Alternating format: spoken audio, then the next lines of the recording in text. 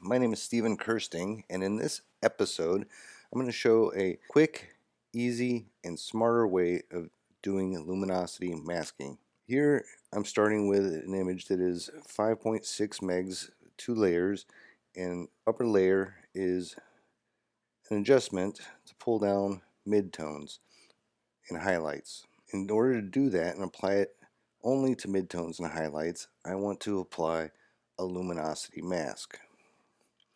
Now first let's talk about mask. I'm going to apply a mask to this image, and a mask alone doesn't cost me any size. I'm still at 5.6 megs, and if I invert it to black, I'm still at 5.6 megs. But as soon as I paint on it, this is what my mask looks like now. My file size has gone to 6.4 megs. In this image, every mask I create is going to cost about 0.8 megabytes file size. So I want to create as few as possible.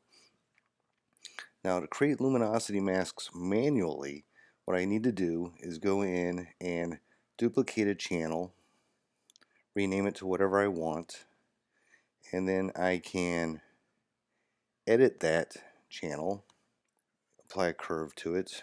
So I can go ahead and refine that channel, limit the range, and continue repeating until I get as many selections as I want. If I want a mid-tone, I need to create another channel, duplicate it, invert it so it's a light channel.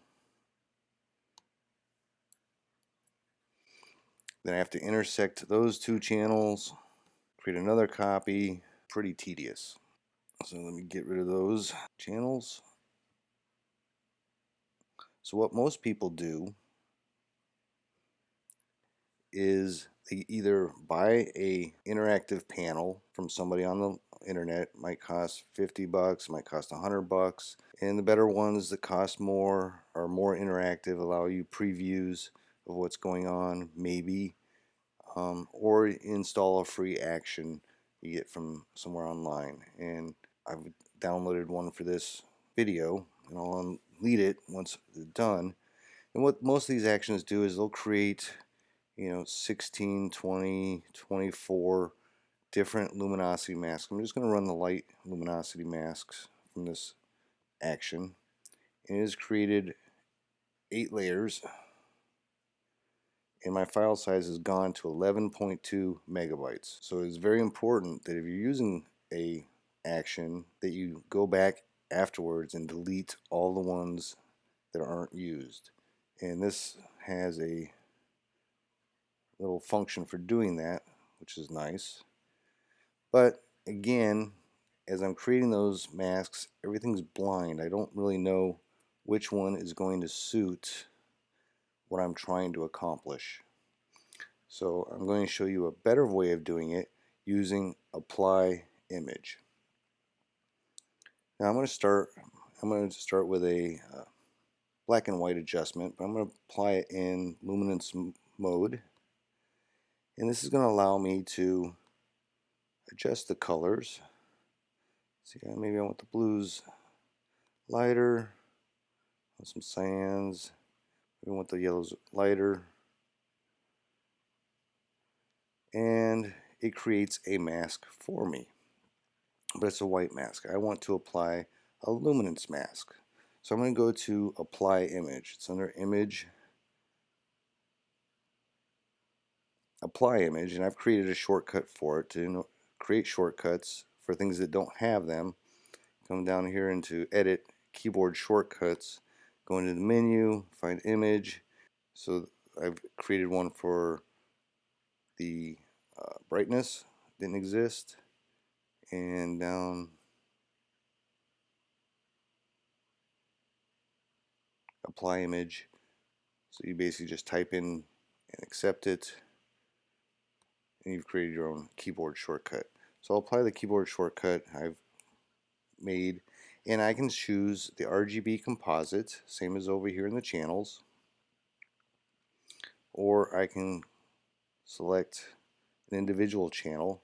The nice thing about doing it this way is as I apply it, it will update the preview and show me where it's being applied. So here I'm getting a bit of the lightness in the sky and in the headlights, whereas if I choose red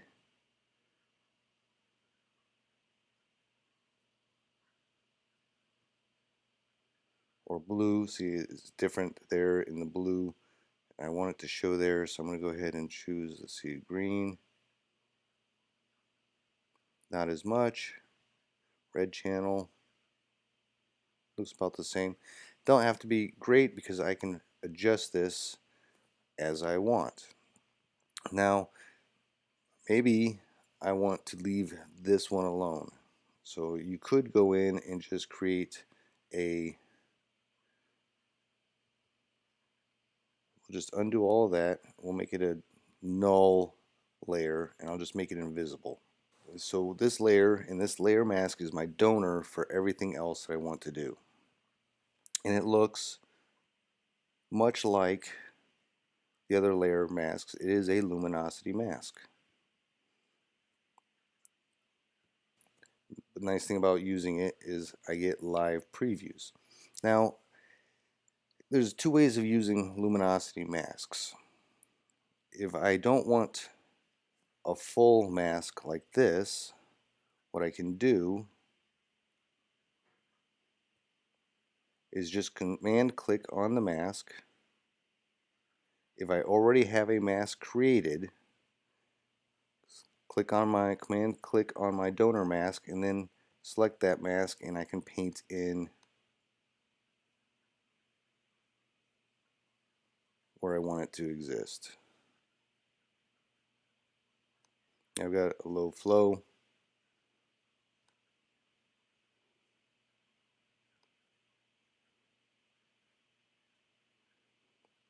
So I'm basically pulling down the highlights because that's what that layer, midtones and highlights. And it looks like that, only where I painted it in. Alternatively, maybe I want to create a curves adjustment layer with the full mask applied. In that case, I will command click on the donor mask first, create my curves layer, and it automatically applies that mask completely. And this is a highlight mask. The highlights are white and the shadows are dark. If I want a shadow mask, I can invert it with Command I, and now it's letting my adjustment go to shadow areas. And if I want more control over it, I can use a curves adjustment under image adjustment curves or Command M and go ahead and apply a curve. I can limit where it's applied. I can expand where it's applied.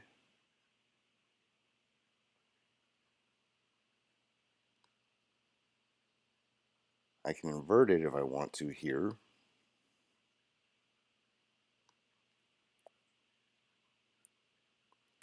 Or I can make it a mid-tone curve.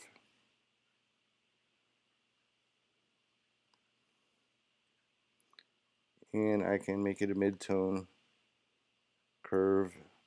It's very selective. So I can do this, but what's more important is if I do it while looking at the image and not the mask. Well, actually, let's go ahead and apply a curve adjustment to it and say we're going to bring up some areas.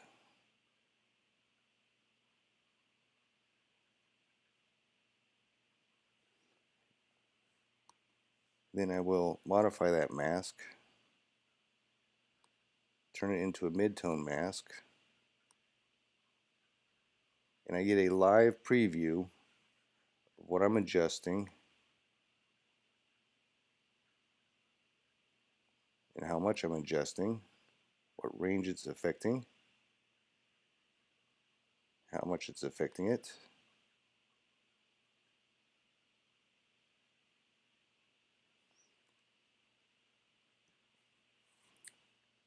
And that's the main benefit. I end up with only the masks I need. Worst case, I end up with a donor layer, which I delete. Yes, I know. And I end up with minimum file size. I end up with only the layers I want.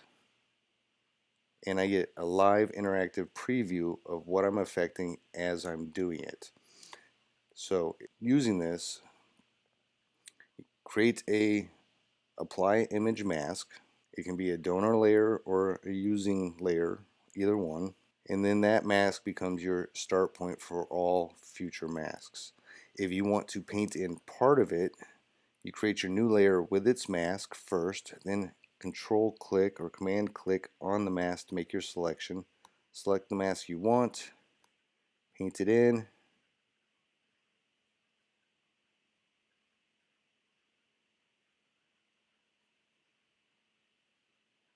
and you get a partial mask.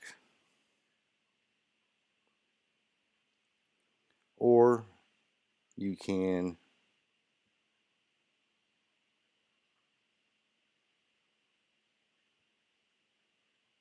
command click on the mask. Let's deselect to make sure we're just getting that mask, and create a layer. It will be applied as a complete mask. And whatever it is, I can go ahead and modify that to a mid-tone mask, a highlight mask, a tight highlight mask, a white highlight mask, whatever I need to suit that layer. And more importantly, I can see how it's affecting the image as I'm making my edits. Quick, easy, it's interactive, and it's free. You don't have to download programs, take up files, storage space, or anything else like that. It's a simple apply image function that's built right into Photoshop. I hope you find that useful. Until next time, my name is Stephen Kirsten.